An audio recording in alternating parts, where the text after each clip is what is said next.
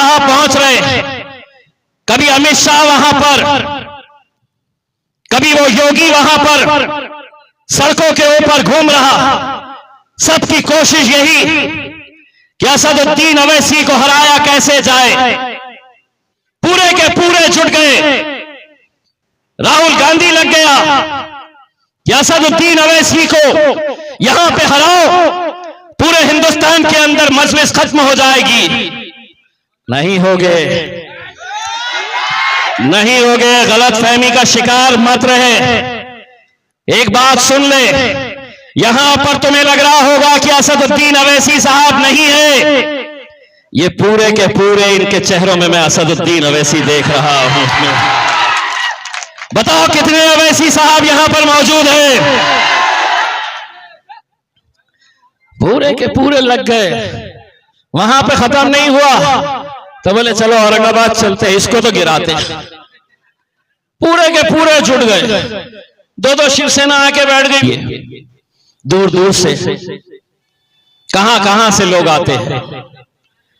कब तक आप अपनी सियासी ताकत, अपना सियासी वजूद, अपनी सियासी पहचान, कब तक आप ऐरे गैरों के चौखटों के ऊपर जाएंगे? मेरा आपके साथ एक रिश्ता तो है, वो रिश्ता आप अच्छी तरह से जानते हैं।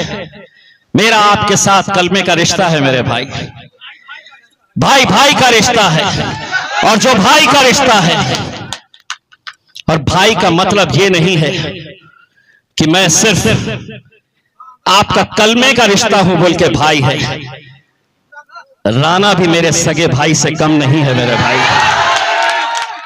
राणा रंजीत को जिताने का मतलब यह रहेगा तुम असदुद्दीन अवैसी साहब को ताकत देंगे। मेरे भाई, उस आदमी की तड़प को मैंने देखा हूं। खुद का अपना इलेक्शन हैदराबाद में सारी की सारी ताकतें वहां पर जुटी हुई। कभी मोदी साहब पहुंच रहे, कभी अमित शाह वहां पर, कभी वो योगी वहां पर सड़कों के ऊपर घूम रहा।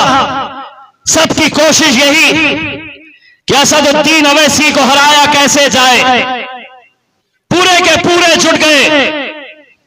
राहुल गांधी लग गया कि असदुद्दीन अवैसी को यहां पे हराओ, पूरे हिंदुस्तान के अंदर मजलिस खत्म हो जाएगी। नहीं होगे, नहीं होगे, गलतफहमी का शिकार मत रहे। एक बात सुन ले, यहां पर तुम्हें लग रहा होगा कि असदुद्दीन अवैसी साहब नहीं है, ये पूरे के पूरे इनके चेहरों में मैं असदुद्दीन अवैसी देख रहा हूं। बताओ कितने अवैसी साहब यहां पर मौजूद हैं? पूरे के पूरे लग गए। वहां पे खत्म नहीं हुआ तो बोले चलो औरंगाबाद चलते, इसको तो गिराते। पूरे के पूरे जुट गए।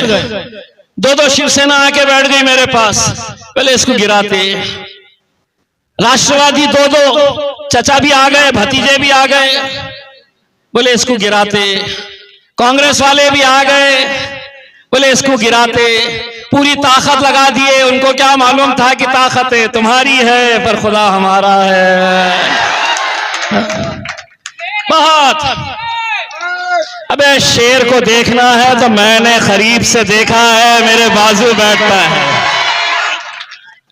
मोदी जी ने क्या बोले पता है? लोकसभा में खड़े रह के एक दिन बड़े जोश में पता नहीं कौन सी चाय पी के आए थे। अब खुद के हाथ की ही बना के पी के आए होंगे, घर में तो कोई बना के देने वाला है नहीं। हमारी चाय तो हमारी बेगम बना के देती है, उनको तो चाय बनाने की आदत है। हो सकता है कि आगे आने वाले वक्त के अंदर दोबारा बिहार के किसी स्टेशन के ऊपर नजर आ जाएंगे। तो आए उस दिन बड़े तैश के अंदर और क्या बोल के चले गए, अब की बात। अच्छा 400 पार,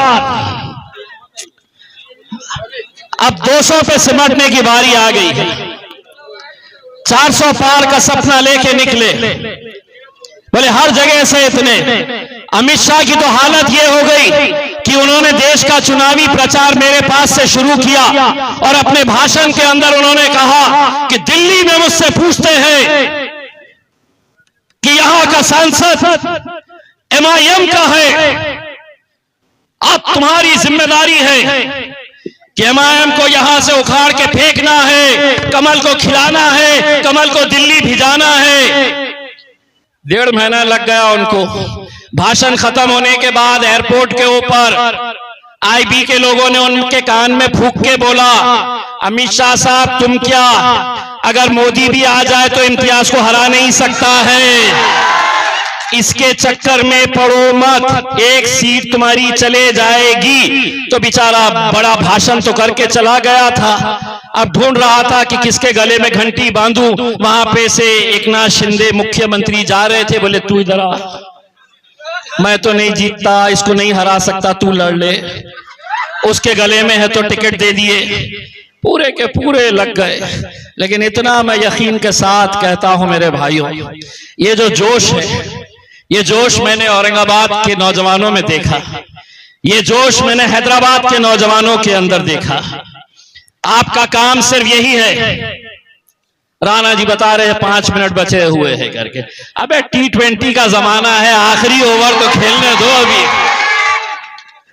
तो आपका काम सिर्फ यही है, वो मंजर को तसव्वुर करो कि जब पार्लियामेंट के अंदर असद साहब बैठे, असद साहब की बाईं तरफ हमारे भाई अख्तरुल ईमान साहब बैठे रहे और दूसरी बाजू मेरा भाई राणा रंजीत सिंह बैठे रहे और इम्तियाज जलील भी है, लेकिन असद भाई के बाजू नहीं बैठता हूं, मैं पीछे जाके बैठता हूं, क्योंकि जो भी अंतर पंतर कुछ तो भी बोलता है ना, तो मैं तुम्हारी तरफ से उसको बता रहे चल बैठ रे, चल बैठ बैठ।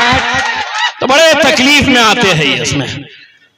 ये भाषण जितना आप लोग गौर से सुन रहे हैं, मैं अदबन गुजारिश करना चाहूंगा कि कुछ पुलिस वाले भी बड़े गौर से सुन रहे हैं। आपका भी वोट होता है, खामोशी में जाइए और पतंग के ऊपर मोहर लगाइए और देखिए कि आपकी आवाज भी असदुद्दीन अवैसी साहब, इम्तियाज जलील साहब, अख्तर भाई और हमारे राणा भाई कैसी आवाज उठाते हैं। ये जब अंदर जाएंगे, सबसे ज्यादा तकलीफ किसको होगी पता है?